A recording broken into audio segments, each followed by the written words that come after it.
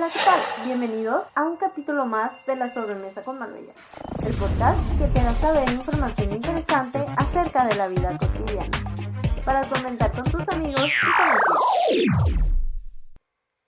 Hola, buenas noches, buenos días, buenas tardes, donde sea que me estén escuchando. Les comparto algo que me tiene muy contenta y que me tiene muy feliz, y es que ya terminé de leer Los Padres de la Iglesia de Benedicto XVI, un libro que en su particularidad me encantó bastante. ¿Y por qué? Desde los principios de San Clemente Romano, en el siglo I, extendiéndose hasta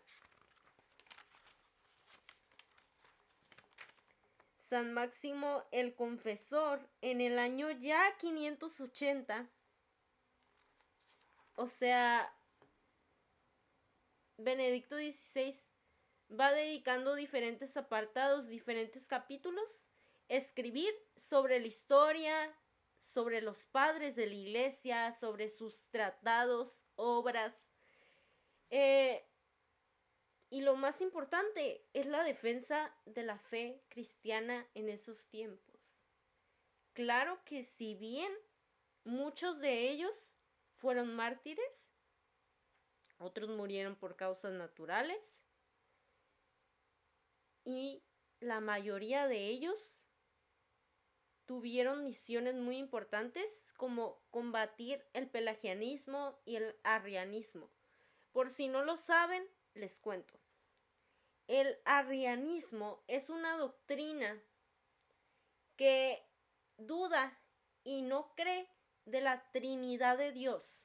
O sea, por ejemplo, en la actualidad podría ser los testigos de Jehová, que te niegan que Jesús sea Dios. Dicen que Jesús es un profeta y que no es hijo de Dios, por lo tanto no es Dios. Entonces, ahí vienen como pequeños signos de arrianismo. Pero algo que me interesó mucho aquí en Los Padres de la Iglesia de Benedicto XVI, en la edición de las librerías Paulinas, Buena Prensa, es que a San Agustín, si bien creo que es su santo favorito porque le dedica 5 obras, 5. San Agustín, su vida, sus últimos años y muerte, la armonía entre la fe y la razón, obras y conversaciones. Bastantes obras, bastantes.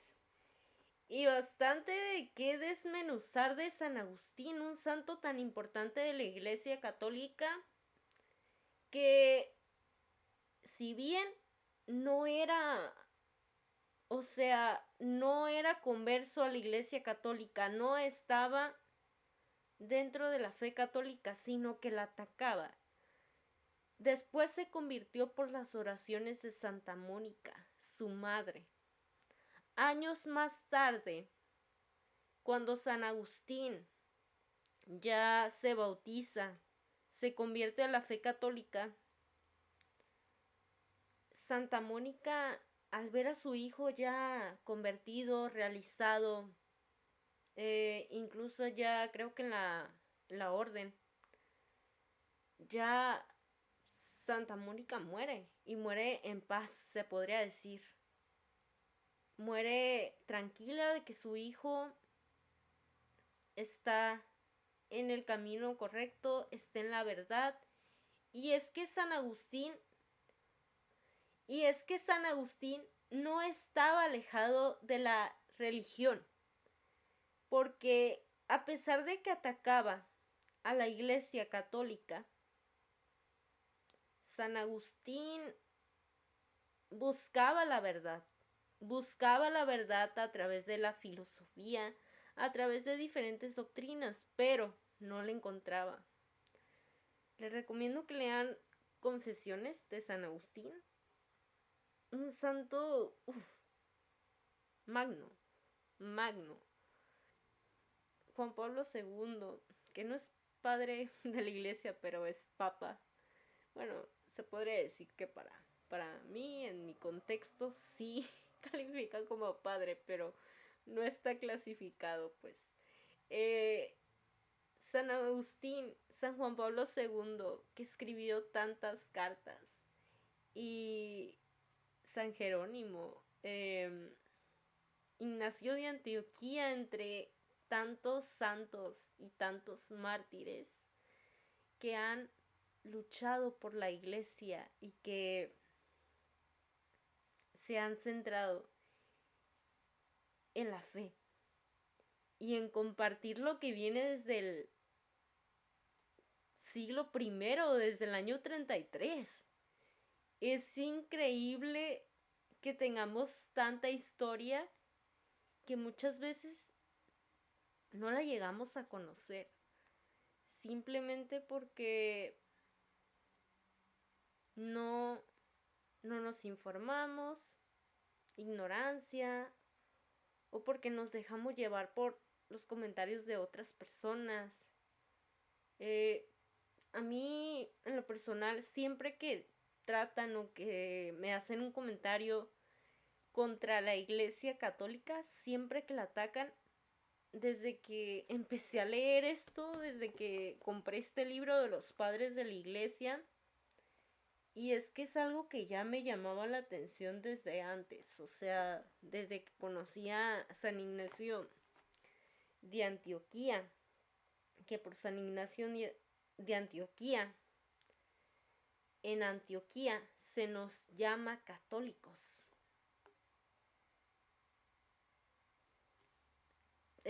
Algo que les digo es que lean a los padres de la iglesia, ahí se van a dar cuenta de la historia, ahí se van a dar cuenta de muchas cosas, de que la iglesia viene desde los primeros siglos y no desde Constantino como nos quieren hacer creer los protestantes, las sectas que no creen en Dios. Y es que son palabras que neta te llegan. La sabiduría de estas personas, inspirada, claro, por el Espíritu Santo, te llega al corazón y te llega a la mente. Impacta. Y es que retomando ya el arrianismo y todo esto de la Trinidad,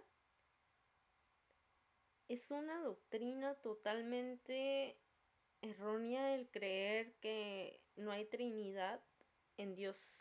¿Por qué? Porque solo hay un autor de todas las cosas, pues solo hay un Dios Padre, del que todo procede, el que creó el cielo, la tierra, el universo y todo lo que hay en él. Un solo Señor, nuestro Jesucristo, por quien todo fue hecho, que ya lo decimos en el credo y lo venimos diciendo todos los domingos y todas las celebraciones eucarísticas. Y un solo Espíritu, don de todos, don en todos. Y es que no puede encontrarse nada que falte a una plenitud tan grande en la que convergen el Padre, en el Hijo y en el Espíritu Santo. La inmensidad en el eterno, la revelación en la imagen y la alegría en el don. Dios Padre, siendo todo amor, es capaz de comunicar en plenitud su divinidad al Hijo. se considera particularmente bella esta formulación de San Hilario. Dios solo sabe ser amor, puesto que solo sabe ser Padre. Por esto el Hijo es plenamente Dios, sin falta o disminución alguna. Quien procede del perfecto es perfecto, porque quien lo tiene todo, le ha dado todo. Divinidad, poder, humanidad. Y es que solo en Cristo, Hijo de Dios e Hijo del hombre, porque Dios es hombre, la humanidad encuentra salvación. Solo en Cristo, Hijo de Dios e Hijo del hombre, la humanidad encuentra salvación. Me parece tan importante esta frase, porque Dios Padre nos ama tanto y amó tanto a la humanidad que le entregó a Jesucristo, su único Hijo. ¿Quién entrega a su único Hijo para la salvación de nuestros pecados? Solamente alguien que nos ama infinitamente. Al asumir la naturaleza humana, unió consigo a todo hombre. Se hizo la carne de todos nosotros, carne de nuestra carne. Asumió en sí la naturaleza de toda carne y convertido así en la vid verdadera, es la raíz de todo sarmiento. Precisamente por esto, el camino hacia Cristo está abierto a todos. Jesucristo no es selectivo. Viene por pecadores, justos, ricos, pobres, enfermos. Él ha traído a todos hacia su humanidad. Aunque debemos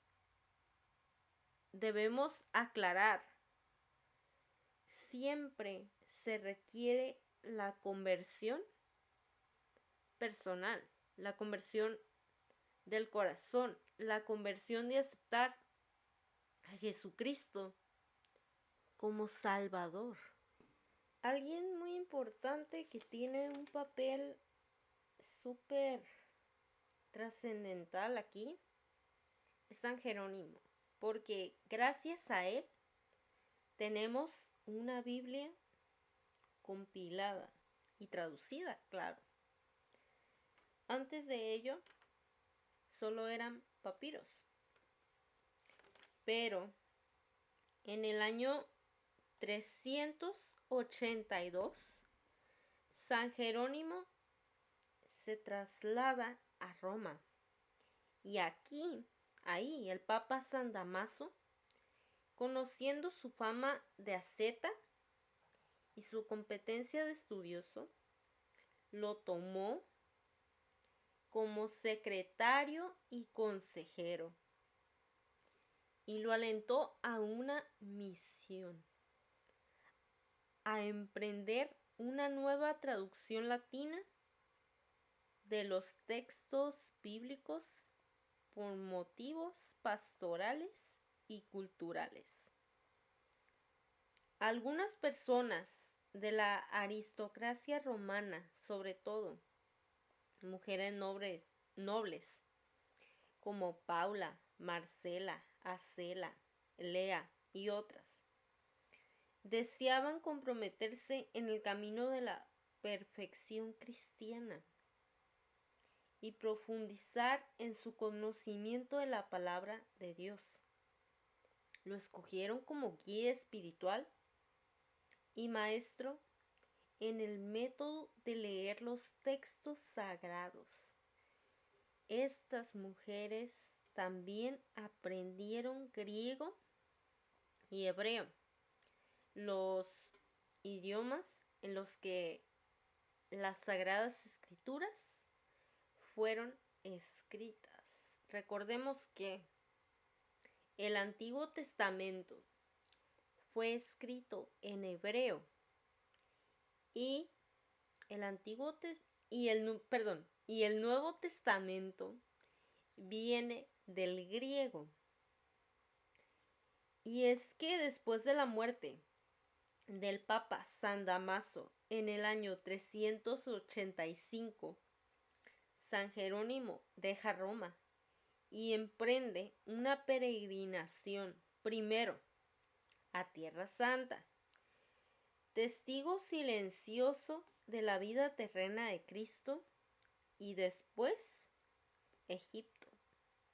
Recordemos que José y María, para llegar a Belén, tienen que pasar por Egipto.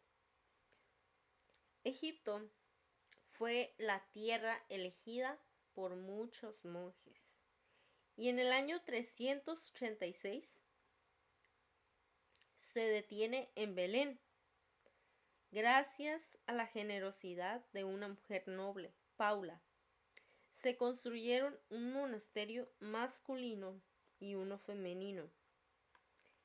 Y uno de ellos sería hospedaje para los peregrinos que llegaban a Tierra Santa, pensando en que María y José no habían encontrado un lugar donde alojarse. En Belén se quedó hasta su muerte y siguió desarrollando una intensa actividad. Comentó la palabra de Dios, defendió la fe, oponiéndose con vigor a varias herejías. Exhortó a los monjes a la perfección, enseñó cultura clásica y cristiana a jóvenes y alumnos. Acogió con espíritu pastoral a los peregrinos que visitaban Tierra Santa. Fallece en su celda junto a la Gruta de la Natividad el 30 de septiembre del año 419 o 420. Recordemos que en septiembre en nuestra iglesia es el mes de las Sagradas Escrituras. La Iglesia Católica tiene diferentes meses como para recordar diferentes sucesos. Por ejemplo, septiembre, mes de las Sagradas Escrituras, como ya lo mencioné. Octubre, mes del Rosario. Noviembre, fieles difuntos. Diciembre, la Natividad de Jesús. Enero, María, Madre de Dios. Febrero. Febrero ahí se los debo. Marzo se recuerda la Anunciación de la Virgen María. Abril, como ya sabemos, la Semana Santa, el Tríodo Pascual. Mayo también es un mes dedicado especialmente a nuestra Madre, la Virgen María. Junio, que acaba de pasar, está dedicado especialmente a la Eucaristía. Y julio se dedica a la preciosa sangre, o también Pedro y Pablo. La solemnidad de Pedro y Pablo. La formación literaria y la amplia erudición de San Jerónimo permitieron revisar y traducir muchos textos bíblicos, un trabajo muy valioso para la Iglesia latina y para la cultura occidental, basándose en los textos originales escritos en griego y en hebreo, comparándolos con versiones precedentes, revisando los 4 evangelios en latín, luego los salmos, y gran parte del Antiguo Testamento. Ya pasando al capítulo 2 de San Jerónimo, relata que la Biblia es un instrumento con el que cada día Dios habla a los fieles. Dios habla a la humanidad. Y así se convierte en estímulo y manantial de la vida cristiana para todas las situaciones y para todas las personas.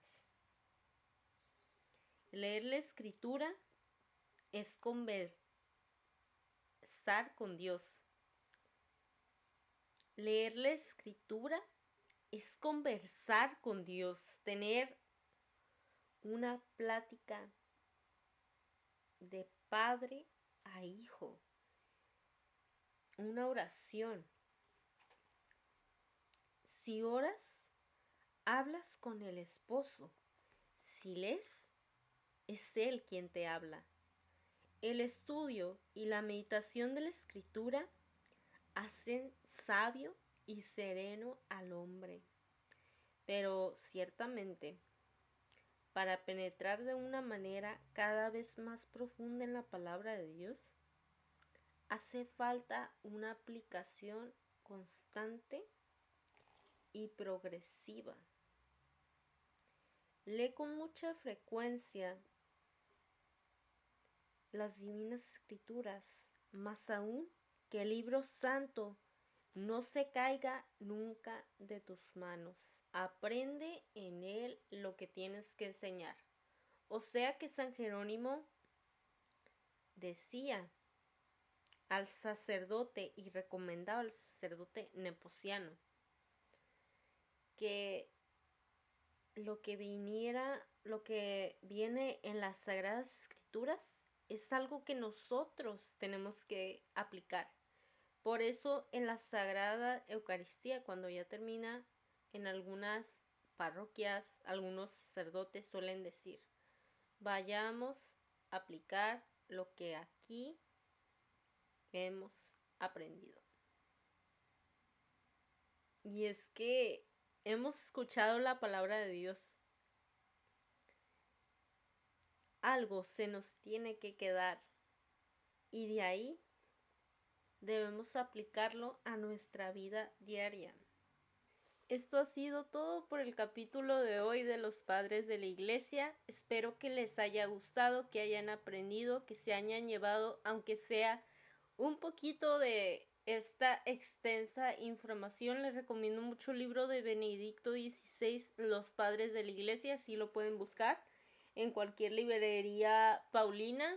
La edición es Buena Prensa y neta, es una riqueza histórica que nos va mostrando desde los primeros siglos hasta San Máximo el Confesor en el año 580. Y es que es una riqueza histórica. Los primeros 5 siglos de la Iglesia Católica es una total riqueza. Y obviamente hay más padres de la Iglesia que probablemente no están escritos aquí, pero su santidad Benedicto XVI lo resumió en una forma muy sencilla de conocer a estos personajes, a estos santos, que la vida y la contribución que estos padres de los primeros siglos dieron a la iglesia, los temas tratados por ellos, son instrumento de la vida y de la fe cristiana para las nuevas generaciones. Los invito a escuchar este podcast y a compartirlo con sus amigos, conocidos, familiares. Que tengan un bonito día, una bonita noche, donde sea que me estén escuchando.